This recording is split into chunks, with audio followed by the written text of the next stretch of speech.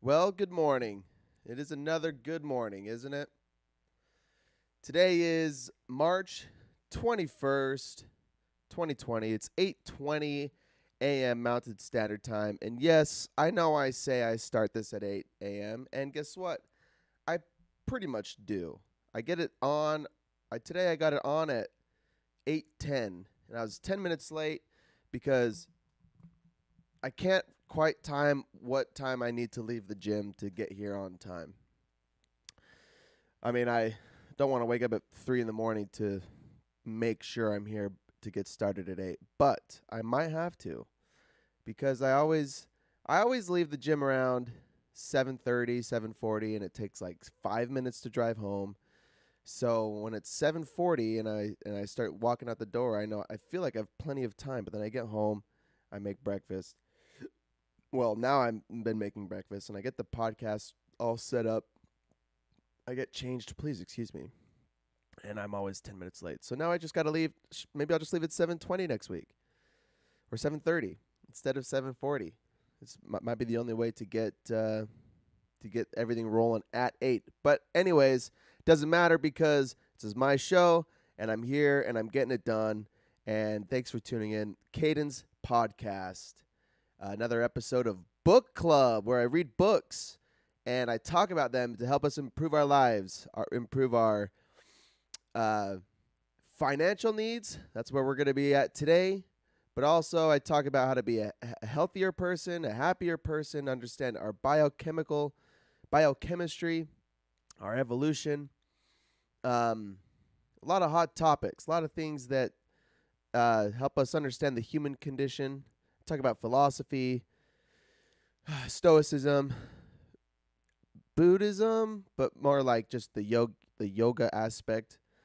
Talk about yoga, um, and self improvement, self help, all sorts of stuff. Read a lot of books, and then I talk about them. And then I've been not writing about them as much, and I've been doing more TikToks and Instagram videos. And I sound like I'm 100 years old when I say I'm making TikToks. But I've been spending my time making videos. You'll find my shit on my Instagram, Caden's Podcast, KAIDENS Podcast on Instagram. You'll also find that on, I think my TikTok is that name as well now.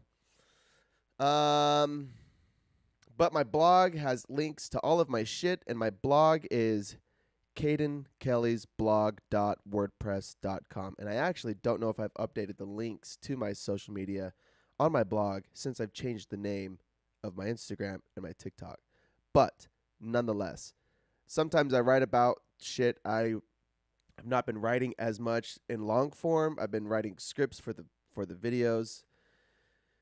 But anyway, I do as much as I can because it helps me think about the shit that I'm reading. It helps me understand where I want to go, where I want to take the direction of my life, and then hopefully I can inspire you and inspire others to make good decisions and to be healthier and happier and more successful.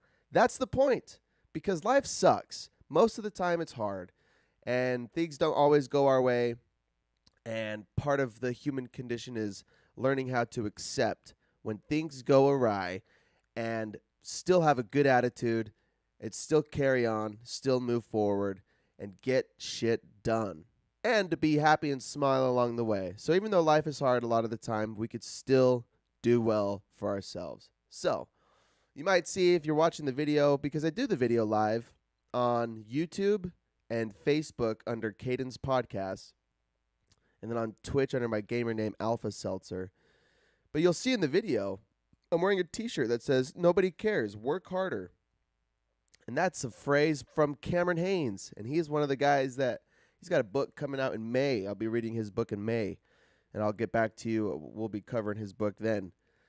He's the guy that his motto is, well, one of his mottos is, "Nobody cares, work harder." And another one of his is, run, lift, shoot. Run, lift, shoot. He shoots a bow and arrow, but I think it's shoot in his motto. Run, lift, shoot. That's all he does. He runs ultra marathons. He lifts really heavy weights, and then he is one of the best bow hunters in the world. And he's one of the guys I'm talking about where it's life is hard and we feel like crap sometimes, but his mentality is no one cares. No one cares. Work harder. So it's kind of what we do. We work harder. Yeah. And but then you also listen to my podcast and you hear me talk about books like the one called Do Nothing, where we learn how to balance idleness and play with hard work. And because a point that I've thought about before is what good is if we want to be a millionaire by the time we're 30, for example, and we decide I'm going to put in the hours every day and I'm going to do it and it's going to suck but I'm going to work hard at it, and then you wake up and you do a bunch of shit and you just hate your life for the next 7 years because you're 23 or 24 and you're working your way to 30, and you make $1 million before you're 30, but you hated the last 7 years. What was the point of those 7 years? What was the point? If you hated it, what was the point? I don't think the point of life is to go kick ass and hate your life. I think the point of life is to kick ass and love it at the same time. So, I read books like Do Nothing by Celeste Headlee and The Mountain Is You by Brianna Wiest. Brianna Wiest, I believe. Where we self-sabotage ourselves unintentionally, and we overwork ourselves unintentionally because we think that's what life is about. It's not about overworking or over-consuming. Well, it's definitely about over-consuming. But what I mean to say is it's not about overworking yourself or overloading yourself. It's about balancing the things that are important to you with the goals to help you get to where you want to go. So, don't neglect important things in your life. Don't neglect important things for the sake of future success. You don't want to neglect your family. You don't want to neglect your health today so that you'll have $1 million in the future. So, it's a balance. There is a balance. So, anyway, there's my spiel. Good morning. Good fucking morning, huh? Let's jump right into the book that we're doing today. It's another one in the Rich Dad series by Robert Kiyosaki. This one is called Increase Your Financial IQ. Get smarter with your money. And I'll give you a hot take after I talk about this book, after I talk about this introduction. Robert Kiyosaki. Let's see. Let's get a little bio. There's got to be one in here somewhere.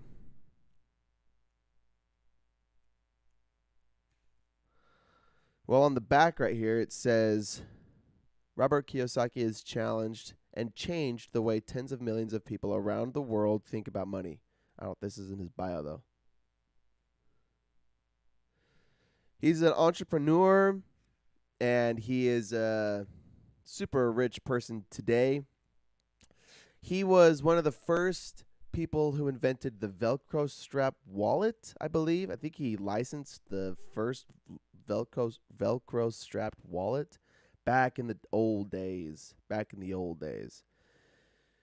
And since then has become a real estate mongrel, and he is sharing his wisdom with us. His first book, Rich Dad, Poor Dad, was written in 1997. This one in the series was written 2008, published or copyright 2008. So here's my thought initially. Yeah, first edition, 2008, March. So these books are awesome because I think he's very smart, very wise, intelligent money man. However, I think there's like 6 or 7 Rich Dad books in his series. And I'll just say it. you can write what he says. This is the second of the of the few that of his book that I've read, and I think you can write all of his books in one book, and you could write it in like a maybe max 15-hour book. This was an 8-hour listen audiobook, and the book was good. The was lots of repetition, and maybe that's intentional. And he wants to really drill in the points that he's making, and he's very repetitive, or he is trying to make lots of money on his books. And either way, good on him because it's good information. But I think the book was very repetitive. However, still way over my head, which is probably why it's so repetitive. So we want to get. I tried really hard to get the points, the big points. I think I did. I got some really good points.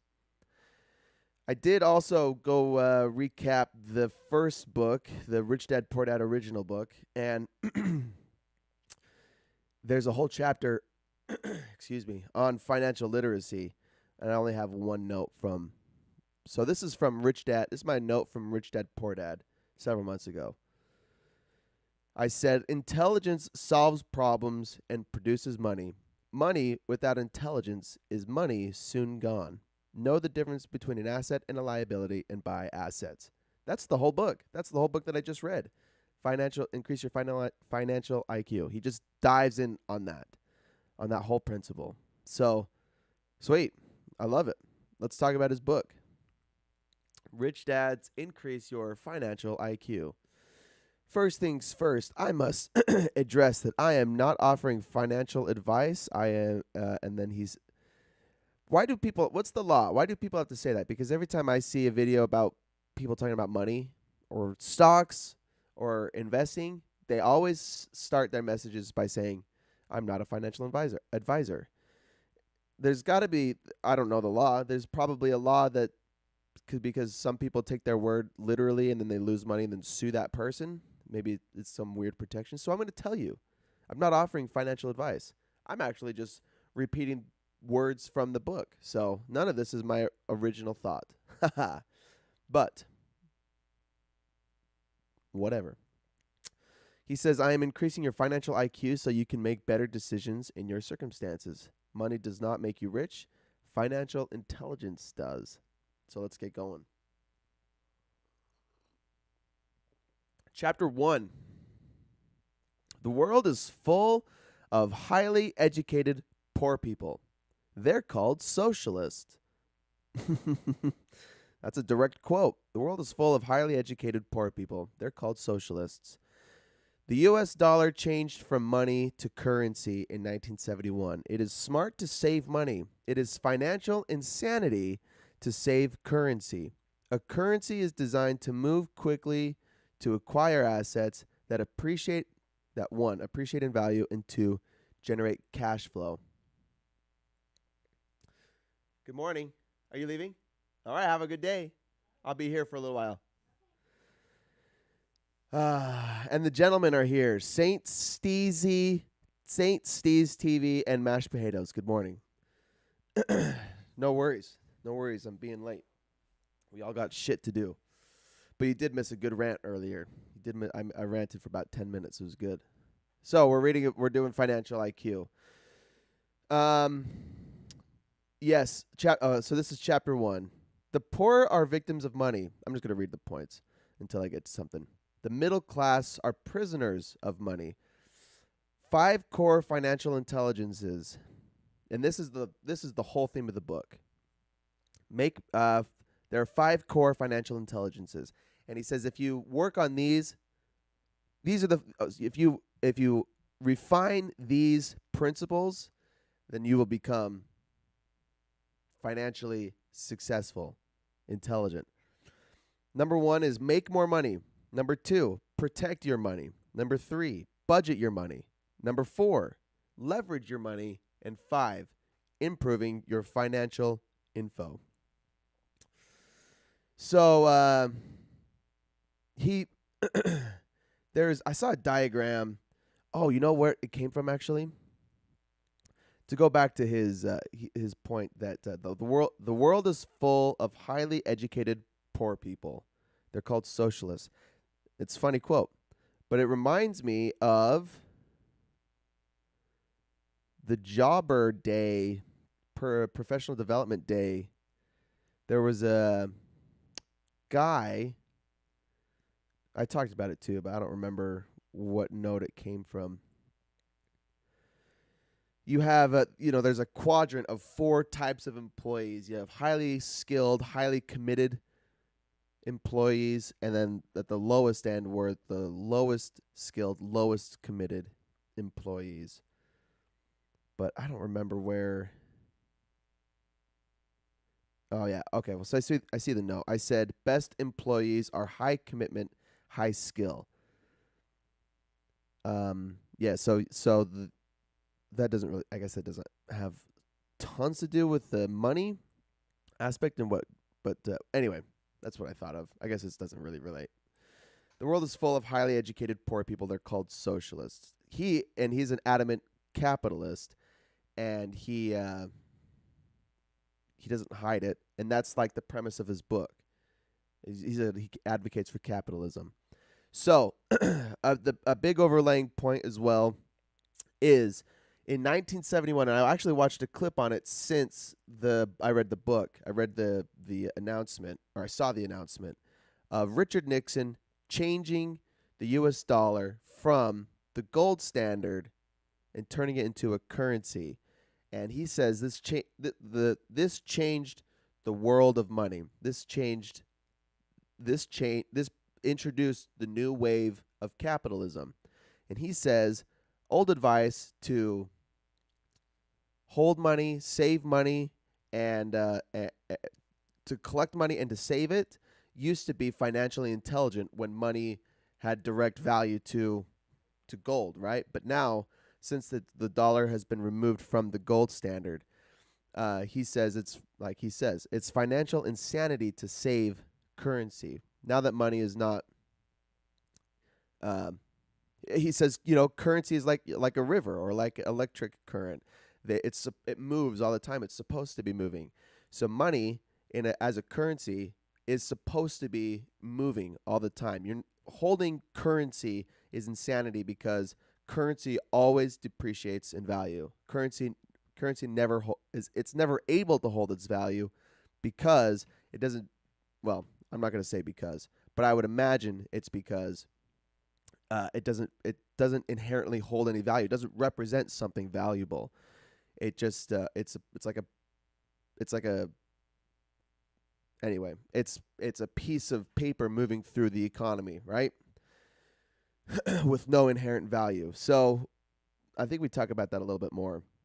A currency is designed to move quickly to acquire assets that are appreciating in value and generating cash flow. So we'll talk about how to acquire money and where to put it, right? That was chapter 1. So chapter 3 is the first chapter, the first financial intelligence. Financial IQ number 1. Make more money. Haid was too busy having wet dreams about his new FPS in Halo. My erection from playing with all those frames last night still hasn't gone away. It's starting to hurt, but still feels good. All right, you said it. You said it, not me. Now all of my listeners are going to hear you say that. So I'm glad. But maybe go get that checked out. Go get that checked out. Or you could go on the other end and take some Viagra and see what happens, because that would be funny. Financial IQ number 1, make more money. The first step for financial IQ number 1 is decide what the best way for you to make money is. Choose your goals, then choose your process. Process is more important than the goal here. This is your day job. Making more money, this is I think in my life, I've looked at money as far as these intelligences go. I have looked at money at this level. I've said, how do I make money? And then I never really thought about how to what to do beyond that. But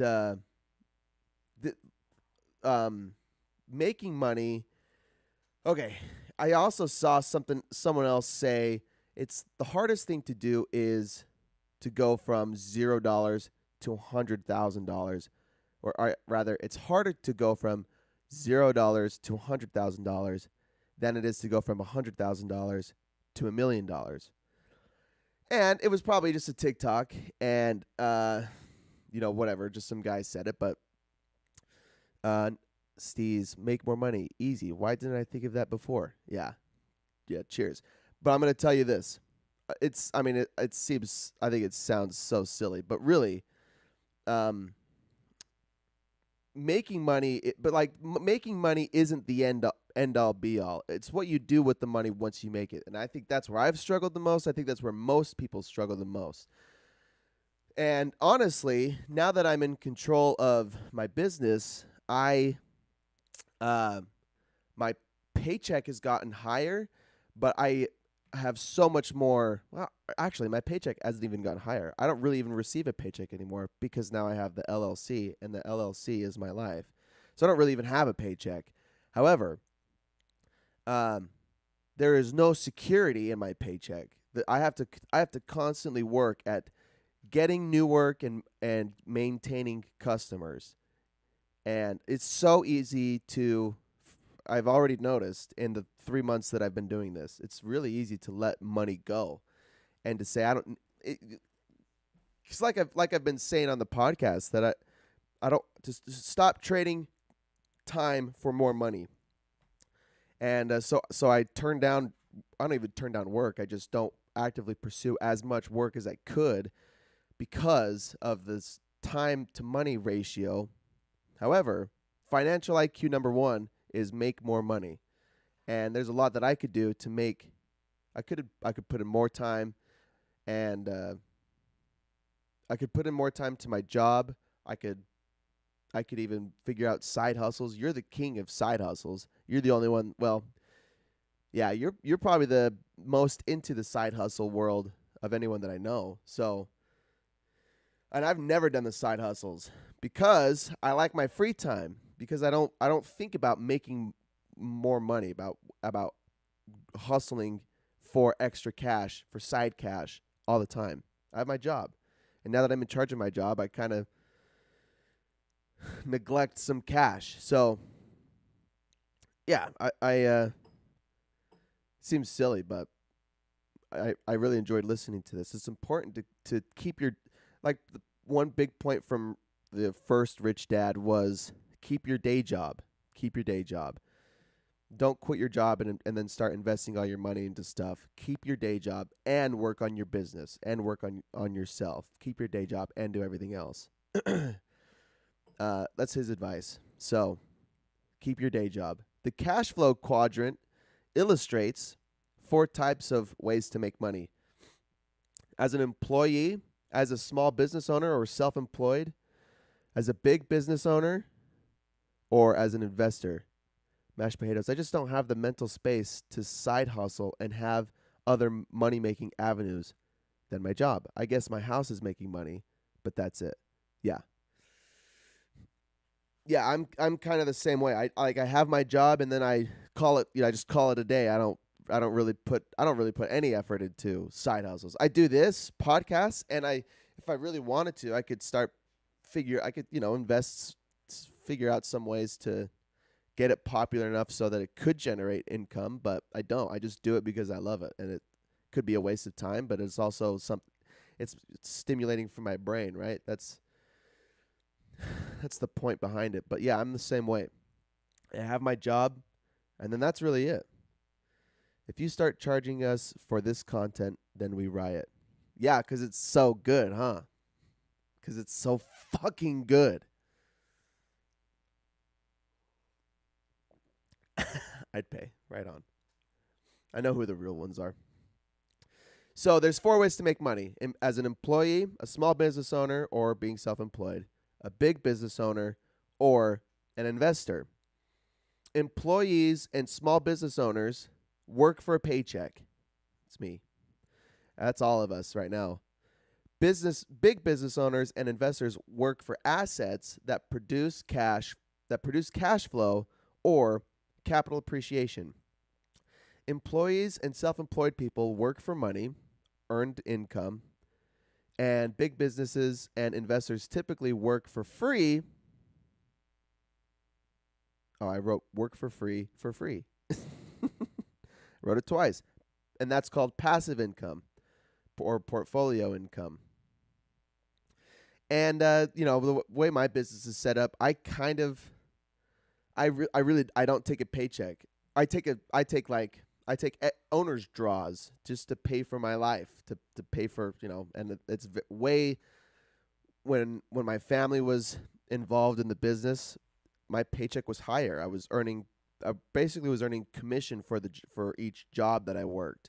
And now that I'm on my own, Caden doesn't take any money. Caden takes owner draws just to pay for like the shopping list and video game stuff, whatever, new shoes. But then new shoes, if I wear them to work, they become a business expense as a uniform. So even then, White Glove pays for a lot of my life. That's one of the perks that I'm learning from as a business owner. But I'm still a small business owner, and it's not a appreciating asset that is putting money in my pocket without any physical labor. And like I've said probably 100 times, that's my goal with this business, probably with this podcast, where it generates income and appreciates in value over time. So just to reiterate, employees and self-employed people work for a paycheck, and big business owners and investors work for assets that produce cash or capital appreciation. Employees and small business owners work for money, earned income, and business owners and investors technically work for free, passive or portfolio income. All right. Chapter 4. So that's making more money. It's honestly something I need to work on.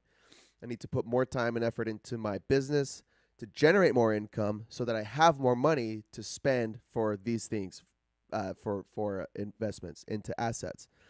Chapter 4, financial IQ number 2, protecting your money. Financial IQ number 2 measures the percentage of income you keep against the percentage of It measures the percentage of income you keep against the percentage financial predators take. So he was just, Robert Kiyosaki's just being goofy, came up with a list of financial predators that all start with the letter B. They are bureaucrats, bankers, brokers, businesses, brides, brothers-in-law, and barristers. He says you cannot become rich if all the money you make is taken by financial predators. Smart borrowers are winners in the new capitalism. Find a good broker. A good broker makes you richer. A bad broker makes excuses. So, just to be brief, bureaucrats take your money through taxes. So protect your money against taxes. And also, he's a capitalist, but he's an advocate for taxes. I guess his argument is he wants to put money. He doesn't want others to control where his money goes. He wants to be in control of his money. I think that's what a lot of capitalists say. It's what a lot of people say. So against bureaucrats or taxes, bankers will take your money through loans and interests. Brokers will take your money. Here's an interesting concept. His first book, Rich Dad, he says, find a good broker. Again, it's a point that he reiterates. Find a good broker because a good broker, a broker that invests in the same things that you invest in, he has your interests are aligned. If you hire a broker who is an employee for a company, then that broker is looking for a commission on you. So he's not trying to make you money. He's trying to earn a commission for working with you. But a good broker is one that will make you rich because they are trying to get themselves rich as well. That's his philosophy on brokers. Businesses take your money when you buy a bunch of shit that you don't really need. Brides will take your money because people marry for money sometimes. Brothers-in-law will take your money when you die. That was this point. When you die, there's a death on tax. There's a tax on death, and when you die, all of your assets and your money gets divvied up. And if you don't have everything squared away before you die, then you have no control over it. He shared an example about some lady who left like $12 million to her dog or to her cat or something, and left nothing to her grandkids, and she just had it all set up with lawyers and laws and stuff really well. I don't know how that works, but he tells that story. And then barristers, people who will they will try to create lawsuits against you to take your money. And the one example that I keep thinking of, or that I thought of, was the lady who burnt her mouth on McDonald's coffee and sued McDonald's and won a lot of money from the hot coffee, which is just crazy to me that some people are like that. But if you're not financially savvy to protect your money, other people will take it. So those are the 1, 2, 3, 4, 5, 6, 7 major financial predators to be aware of to protect your money. So point number 1, make more money. Number 2, protect your shit.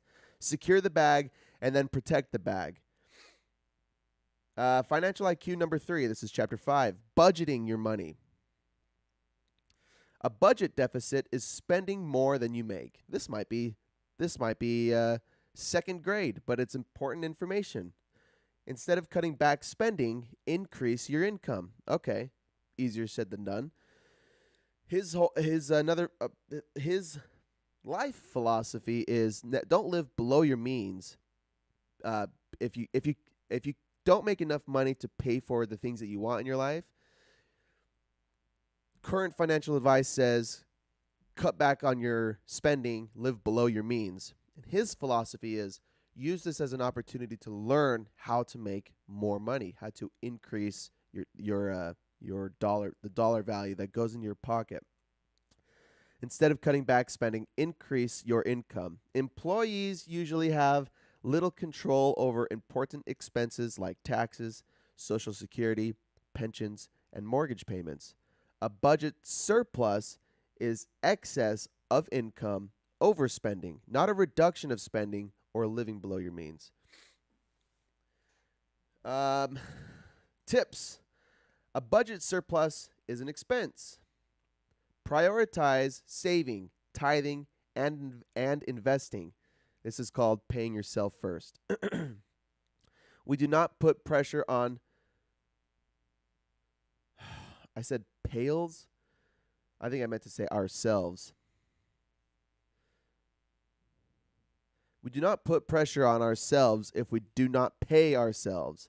Yes, your creditors and the people you owe money will come howling and knocking at your door if you owe them money and you're not paying them on time. But you usually don't do that to yourself if you skip paying your tithing or paying investing in something or saving money, saving X amount of dollars. You usually don't. So he says you have to prioritize it because other people will get mad at you for their money, but no one gets mad at you. You're the only person that will get mad at yourself for your own money. And most people don't get mad at themselves for it. They just let it slide. And they say, well, I had to make ends meet. And this is his point. He doesn't say don't pay your bills. So and save and invest and tithe over everything and neglect your bills. He does not say that. His point is if you don't make enough money to pay your bills and to pay yourself, he says first pay yourself and then learn how to make more money to pay your bills. So he doesn't say don't pay your bills. The point is don't live below your means, because then you're living a lower quality of life than you want. You'll be a less happy person and consequently a less successful person. Pay yourself first, and if you don't have enough money left over to pay your bills, learn how to make more money. And he shares lots of stories about having to take loans to pay bills so that his investments would take off and that he could make enough money to pay off his expenses. So it's not living below your means. It's about It's about learning how to make more money. When financial problems arise, take them as challenges to become smarter and to make more money. And I guess I'll say making more money doesn't always look like just working extra hours. Making more money means having a larger, uh, a, a higher appreciated portfolio. So having more asset asset. Wow, what am I trying to say? Having more assets, huh? More things that put money in your pocket and fewer liabilities, things that take money out of your pocket. Inflation is making my bills crazy though. Yeah, this is an interesting time for everybody, that's for sure. And Steez, you send me the inflation rates every now and then, and I really like it. And I think. Oh, you also said I make good money and still feel like it's not enough. Crazy how much you got to make these days to fit your means. Yeah, the see, this is how unintelligent I am. I'm not sure why it. But I can we could talk about why I think inflation is happening. But what I've said to Steve before is, what are we supposed to do with this information? How do I take advantage of this information? We know, if you could see that the inflation rate is continually rising and rising, how do you protect yourself against that, and then against an eventual correction, adjustment, or crash, or whatever it will happen? Or how do you take advantage of maybe what's going to happen in the future? Because no one knows what's going to happen, and it just makes our life harder today. So what do you do? I don't think it's just about working more hours to make more money, to cover the cost of expenses, because inflation makes everything more expensive. I think his philosophy is learn how to become smarter and take advantage of this kind of shit. But I have no idea. I was talking to my mom the other day about this book after I finished, and she said that her family's been talking about investing in gold and silver, in gold and silver notes, or whatever, however that shit works. Just like, and then Robert Kiyosaki says one of his big investments is gold. But I think if I'm thinking about doomsday preparation, I think if the market crashes, the things that people will value more than gold and silver will be food and water and security, like fucking guns and ammunition. So it might be strange, but those are really good investments. I don't know. That's my philosophy, and then maybe not just literal food, water, and security, but there's got to be you can invest in companies that are like this. You can invest in, not like this, but companies that produce food, water, and security, or you can invest in I don't know. I don't know. I'm getting off topic, but yes, I don't know. I don't know how to.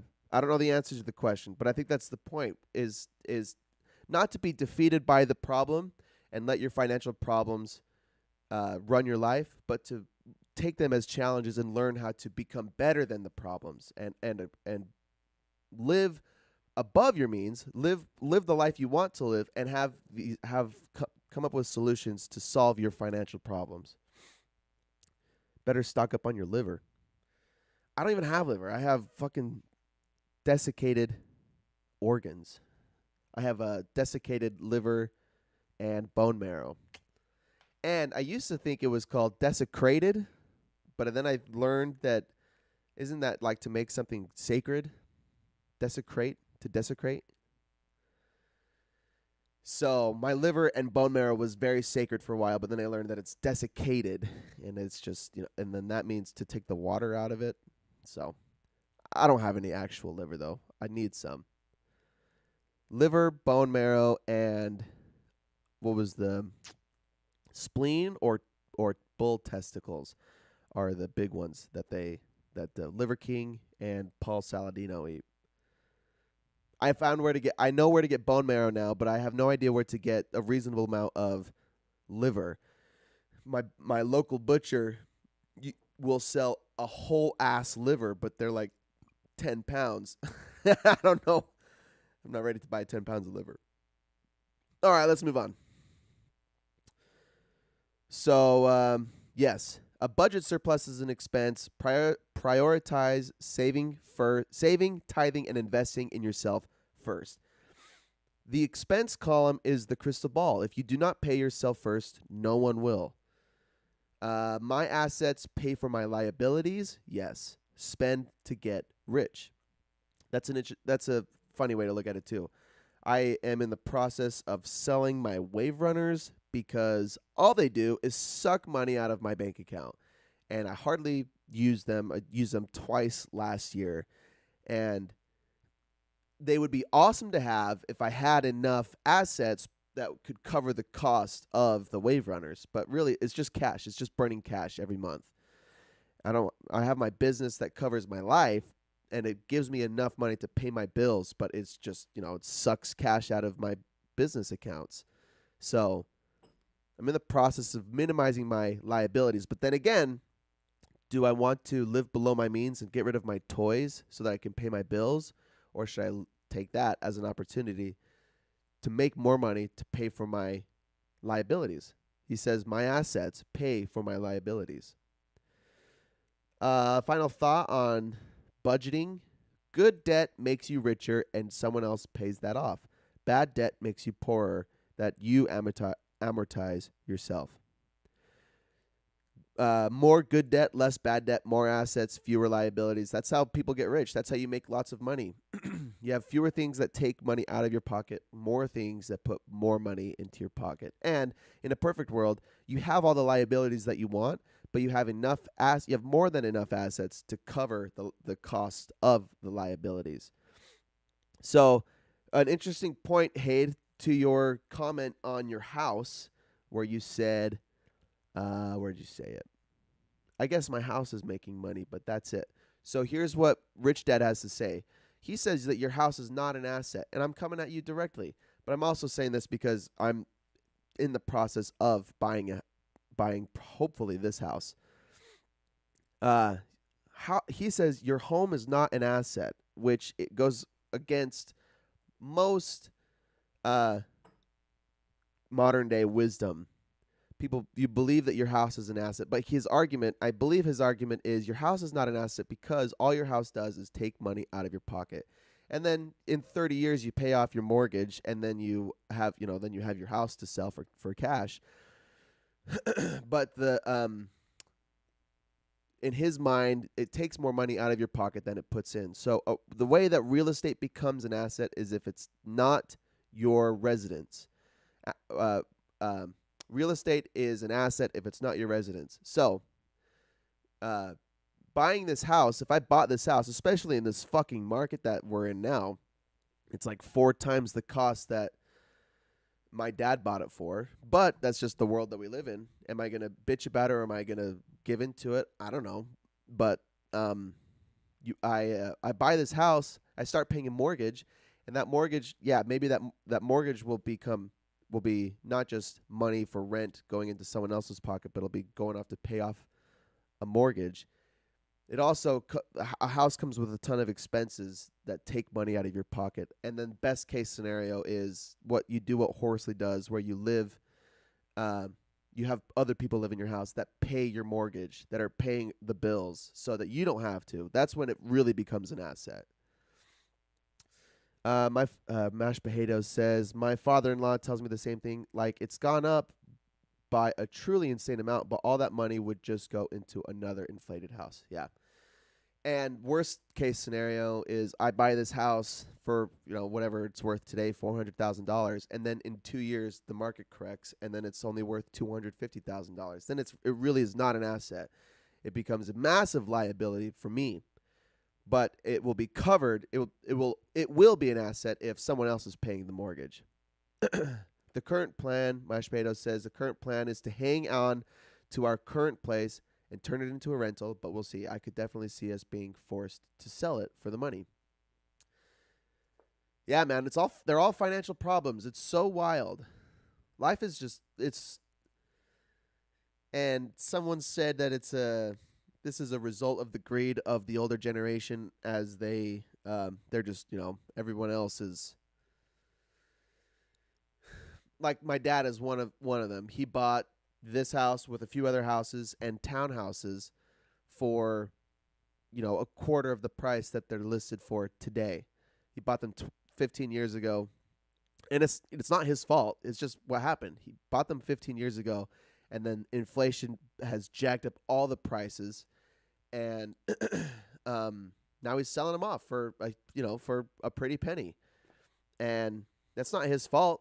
But that's just, and then our generation is coming in and buying the houses that he's selling for a lot of money. That all of these people are selling for a lot of money. I mean, we're getting fucked, but are we going to bitch about it, or are we going to come up with solutions? That's what I'm trying to come up with solutions. I'm just not smart enough, and I feel like I got to spend a full day's worth of time every day to understanding, or at least looking for opportunities to invest in actual asset appreciating, income generating assets. That's what I mean to say. But I work a day job, and then I come home when I want to relax. And that is just how it goes for middle class America. So, anyway, I feel you there, brother. Not yet, not literally, because you have a house and I don't, but I think about it a lot. Good debt makes you richer. Bad debt makes you poorer. Good debt is what someone else pays for, and bad debt is what you pay for yourself. Chapter 6, Financial IQ, number 4, leveraging your money. This was the meat of the book, leveraging your money. I took some notes, but then he gave a recap halfway through the chapter, so I'm just going to start at the recap and maybe go back. Recap. There are many types of leverage, and to be clear, for anyone who's listening who doesn't know what leverage is, it's this definition says, the exertion of force by means of a lever or an object used in the manner of a lever. In financial terms, the ratio of a company's loan capital or debt to the value of its common stock, equity. The use of credit or borrowed capital to increase the earning potential of a stock. So the ratio of a company's loan capital to the value of its common stock. There's many ways to leverage. One simple way to understand leverage is really borrowing someone else's money to pay for your own stuff, or to use someone else's money to invest into a project that you can't, that you don't have the funds for. But the asset, it's a successful asset that pays off the loan you took. So you're using someone else's money to pay for your own shit. So you use someone else's money, that's kind of what a mortgage is. You go to the bank, you get a loan to buy a house. But if you do it for yourself, it's a liability. But if you go get a mortgage and you buy another house and you rent it out, they're paying off the mortgage, and then in 30 years, the mortgage is paid off, and now they are just putting money in your pocket. That's an asset, and that's using leverage. That's using someone else's money to pay for your shit, and you can do it for anything. There are many ways, many types of leverage. Most investors invest in paper assets, which are stocks, bonds, savings, mutual funds, and index funds, to name a few. That's what most investors invest in. An increase in returns does not mean an increase in risk. Most financial advisors are not investors. Again, they're employees of a company trying to earn a commission off of working with you. They're not investors, they're employees. Financial education increases financial intelligence. Number 6, leveraging can make you rich or poor. We'll talk about that in a second. Diversification is not diversification when 1, financial advisors only invest in paper assets.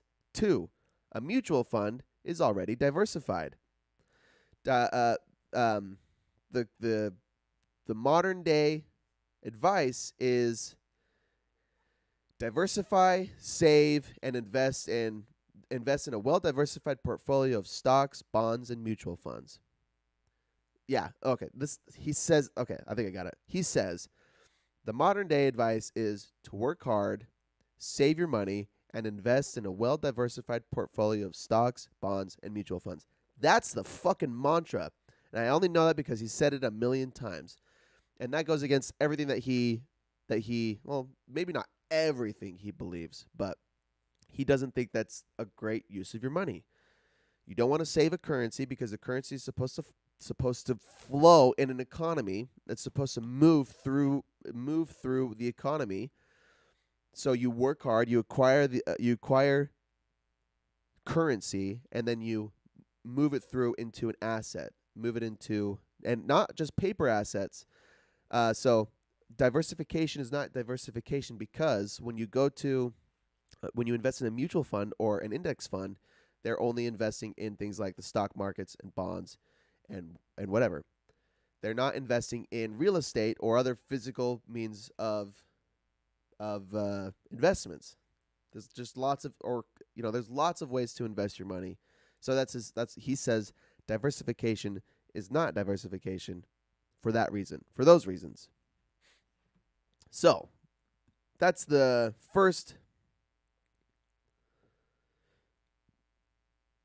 Yeah. He uses an example of why he bought a $17 million apartment complex during the financial crisis of 2007. And that's the theme of this chapter, how to leverage your money. But I don't need to get into those details. This chapter got really, really complicated really fast because I really think that this is the way.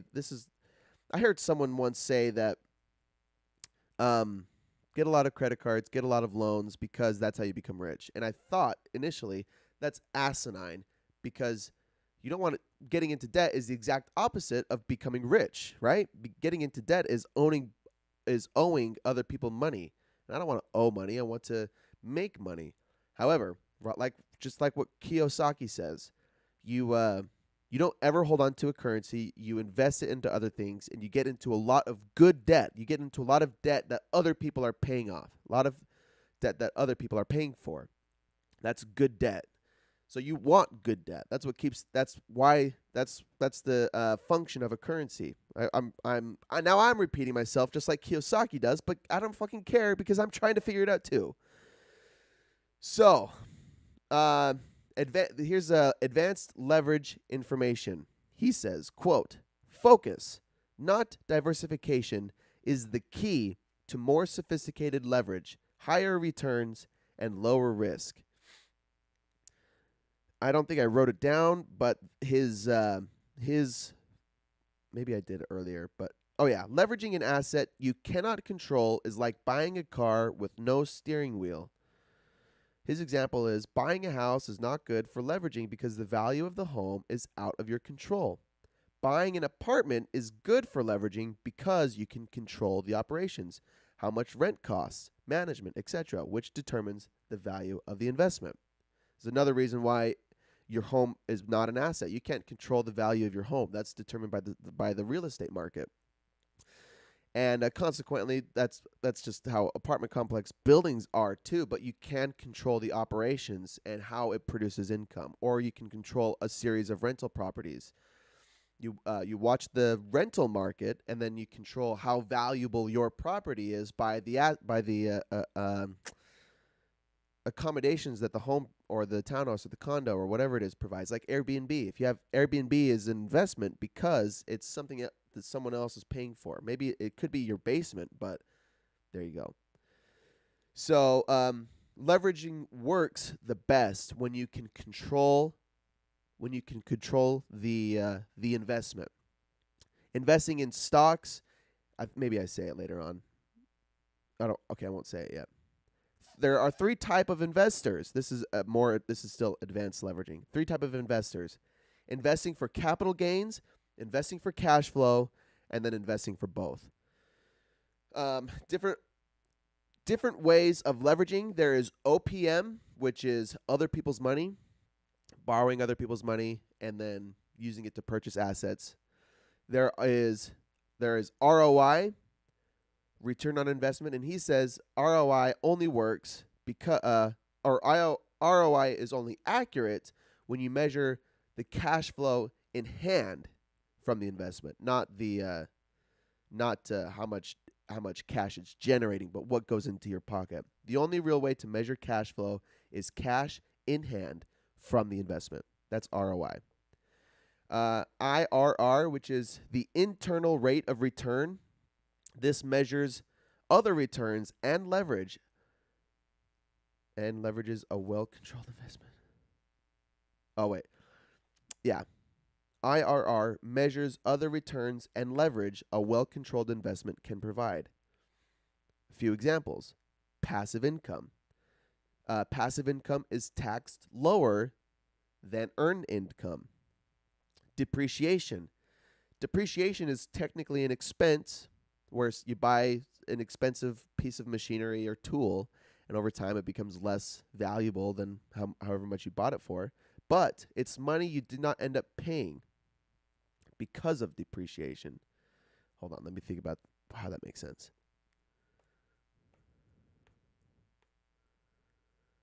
Oh, I remember this chapter. It was a really interesting concept. Again, this is internal rate of return. It's a more complicated. Sorry, I'm thinking about where this came from. So, depreciation, it's technically an expense, but it's money you did not end up paying because because an item depreciated. Wow, it's not connecting. Something's not connecting in my brain. Sorry. I'll move on for a second. The third point is amortization. This is technically a liability, but good debt. But it's good debt, so it's money that stays in your pocket. I'm going to look up the definition of amortization again one more time. It's the action or process of gradually writing off the initial costs of an asset. Yeah. Yeah, okay.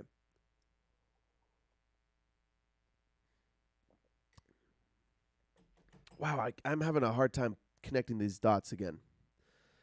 And then the fourth point of IRR is appreciation of an asset.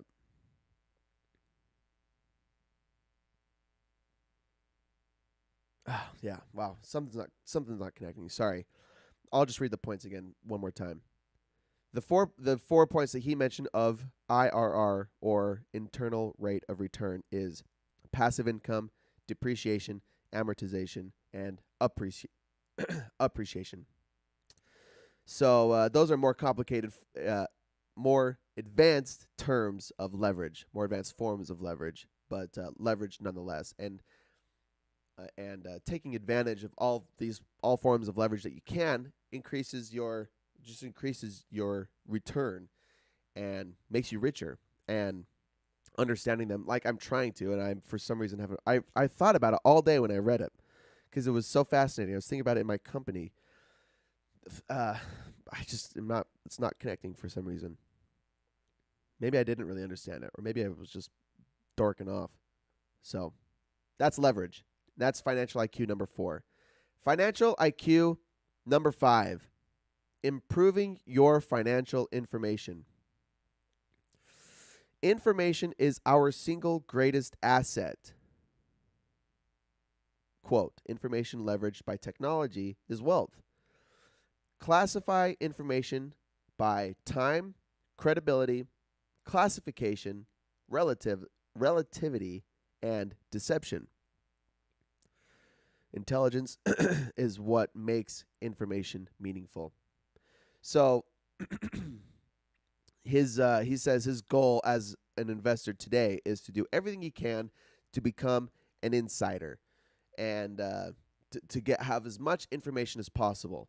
Now that he's higher up in the financial world, he doesn't have to scavenge for information like people like me do, because he's in cahoots with lots of wealthy people and lots of money movers and game changers and whatever. He talks about his good friend Donald Trump all the time. So he interacts with lots of people who have lots of money. So that's he says the more insider information you can get, the better your chances are of getting ahead of of financial situations. But then having intelligence to understand this information is what makes you rich. What was that last point I read? Intelligence is what makes information meaningful. Like when Steez sends me the inflation rates every month, I don't have the intelligence to understand what to do with that information. I can understand that it's going up and that things are becoming, it takes more currency to pay for shit, but I don't know what to do with that fucking information. So that's the point. Financial IQ number 5 is improving your financial information, and intelligence is what makes information meaningful. And then the outro of the book, he talks about the integrity of money and developing your financial genius, and I'll come to that one in a second. Chapter 8 is the integrity of money. I just made a few points. The intrinsic value of a company is, can the business make more money? These are some things to consider when investing in business that he mentioned. Can the business make more money?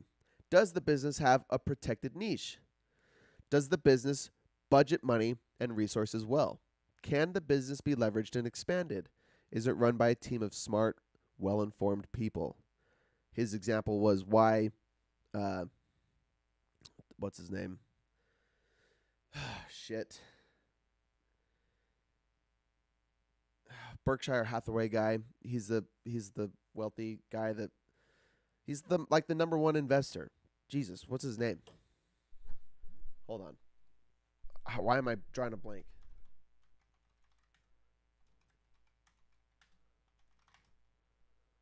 Warren Buffett. Jesus Christ. Warren Buffett talks about why Warren Buffett invests in companies like Coca-Cola. Because of those reasons. The business has ways to make more money, has a protected niche. It's fucking Coke. Budgets money and resources well. The business can be leveraged and expanded. And I mean, how many drinks are owned by Coca-Cola? So those are things to consider when investing in a business, to understand the intrinsic value of a company.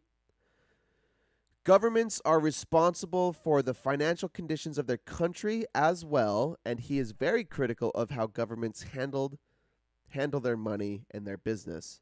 He's very critical of government and how government handles problems.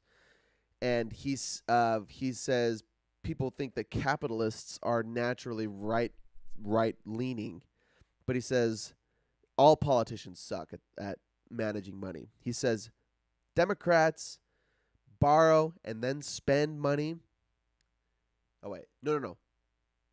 Democrats tax and spend money, and conservatives or Republicans borrow and spend money. But both do it poorly. And he talks about presidents all the way back from Nixon, how they've either taxed or borrowed money and spent it improperly, and why why the U.S. is in so much bad debt, not good debt, and how they're the financial intelligence of the government and the system within are not good systems. Why it's causing lots of problems. And again, I don't have the intelligence to understand all of the complex issues and why gas prices are so fucking high and why inflation keeps going up, why the house market is going up. I could recognize it, but I don't fucking understand it. And if I understood it, maybe I could make some decisions and invest my money in a proper way to take advantage of those situations. And that sounds like it sounds selfish and almost evil to say, how do I take advantage of a bad situation? But it's not my fault that the economy sucks, or it's not my fault that gas prices are high, or why the housing market is high. It's my responsibility to do the right thing because of that, but not to exploit other people as well. I guess that's probably the biggest rule is you should never exploit other people for your own gain. That's the most evil thing anybody could do, is to bring someone else down to lift themselves up. So if you can take advantage of a bad situation that doesn't bring other people down, you should do it. I should do it. I want to fucking do it. I think that's the responsible thing to do, and I think that's how people get rich. And I think a lot of people get rich by exploiting other people and making other people poorer, and that's just heinous to do. That's a terrible, terrible, terrible thing. So that's chapter 8, the integrity of money, and chapter 9, develop your financial genius. Genius, and he shares just like he talks about go to school, and he talks about the difference between linguistic learning and mathematical learning, and how public school is not suited to make people rich. It focuses on only a couple intelligences. I didn't really write them down. I didn't think they were important to the conversation I wanted to have today, but they're still pretty interesting. I did, however, want to read some of the points that he made in the first book, Rich Dad Poor Dad, on how to awaken your financial genius. So I read these in that podcast whenever I did that several months ago. I'm gonna read them again, and I gotta take some water. My mouth is fucking dry.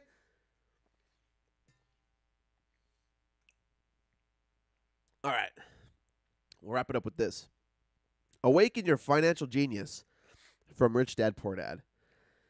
1. Find a reason greater than reality. These are your deep emotional wants and don't wants. Talk a lot about wants and don't wants, huh? Your why. And remember, Friedrich Nietzsche, he said, he who has a why to live can bear almost anyhow. Understand your why. What are your deep wants and your deep emotional don't wants? 2. Make daily choices. Invest in education first. 3. Choose friends carefully. He talks about, in the Financial IQ book, he talks about mirror neurons, and I believe that Robert Sapolsky in Behave said that mirror neurons aren't real. And I Googled it over the weekend, and I found one scientific article saying that mirror neurons aren't real, but everything else talked about why mirror neurons are awesome. So I don't know what the actual consensus is. I think that current scientific literature says mirror neurons are a myth, but I don't think the general populace believes that. So, but the principle is the same. Choose your friends wisely, because if you have friends that, well, if you have friends that spend poorly, you're gonna take on their habits. Same with your family. If you have friends that are unhealthy, you're likely to be unhealthy. If you have if your influences suck, then likely you're gonna suck. But if your influences are really good, if they make you smarter or better, challenge you and encourage you to be better, then likely you will do those things as well. You'll just be, if you're surrounded by good people, better people, you'll be in a better place. So he says, choose friends carefully. 4. Master a formula, then master another. You become what you study. It's not what you know, it's how fast you learn. Master a formula, then master another. 5. Pay yourself first. The power of self-discipline. Personal self-discipline is the biggest difference between rich and middle class. Yeah. Personal self-discipline is the biggest difference between rich and the middle class or poor. Focus on management skills. This is still pay yourself first. Rule number 1, don't get into debt in the first place. Yeah, don't fucking buy Wave Runners if they just suck money out of your bank account. Rule number 1, don't get into bad debt in the first place. Keep your expenses low. Don't dip into savings. Use your financial intelligence and the pressure from your creditors and financial institutions to motivate as motivation to find more money to pay your bills. Sorry, I improvise sometimes, and then it doesn't make sense with what I'm reading. So that's why Anyway, use financial intelligence and pressure under motivation. Wow. Use financial intelligence and pressure as motivation to find more money and pay your bills. Pay yourself first. Pay yourself first. I got to be better at that. I keep fucking writing it on my whiteboard and telling myself to pay myself first, but I don't all the time. And I'm the only one that's going to get mad at myself for not paying myself first. So I got to fucking do it. Just you do it too. You do it too. 6, pay your brokers well.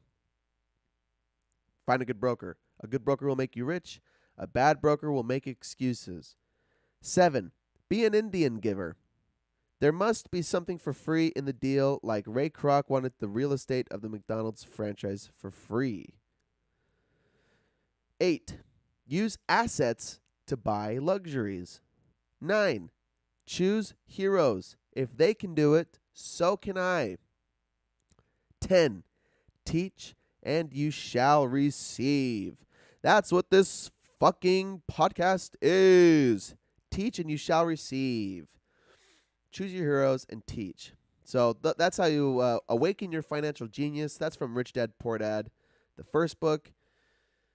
There's like 4 more, I think, in the series, and I'm probably going to read them all, and then I'm going to make a TikTok about all of the financial books into a 60-second clip, or maybe I will do 6 60-second clips of each book. But in any case, this is just one person's opinion on finance and economy and how to become rich. But the principle makes so much sense in my head. Have more assets, have fewer liabilities. Have more things that put money in your pocket, have fewer things that take money out of your pocket.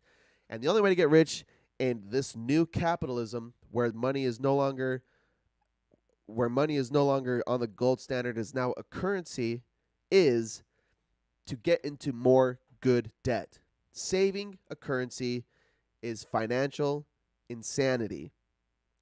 Earn more money. Let's go over those points one more time. Earn more money first. Protect your money against financial predators. Budget your money. And the major points for budgeting your money. How to have a budget surplus rather than a budget deficit. Don't spend more money than you make. Instead of decreasing spending, increase income. Be able to be able to budget your money. That's number 3. Number 4 is leveraging your money, using your money and other people's money to make more money. And then number 5, improving your financial information and using fucking intelligence to decipher information and make appropriate decisions to make more money. All right, that's How to Increase Your Financial IQ by Robert Kiyosaki.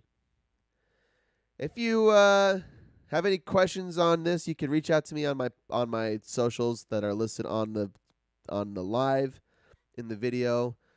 You find me at Cadence Podcast on Instagram. You can message me there.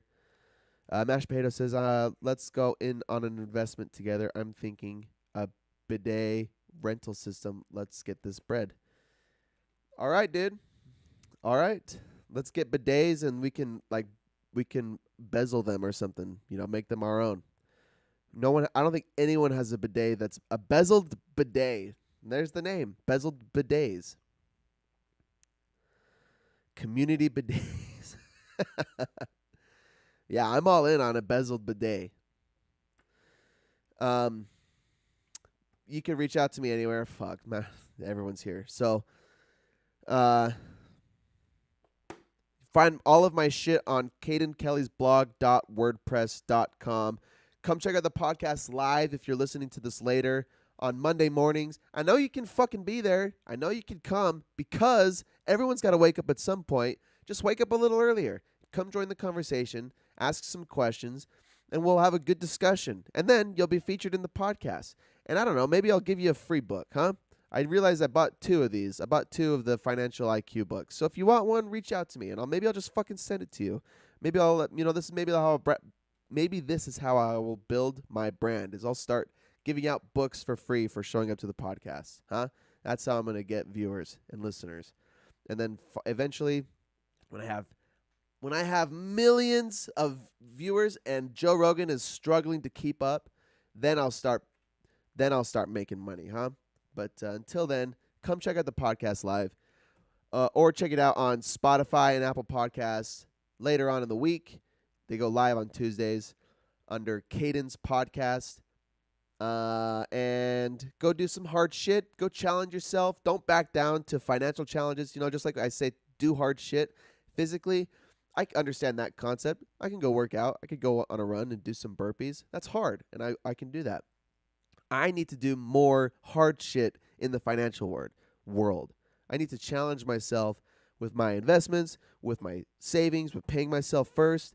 I need to challenge myself on improving my financial intelligence so I can understand the current world of finances, so I can make better decisions. And that way I become rich.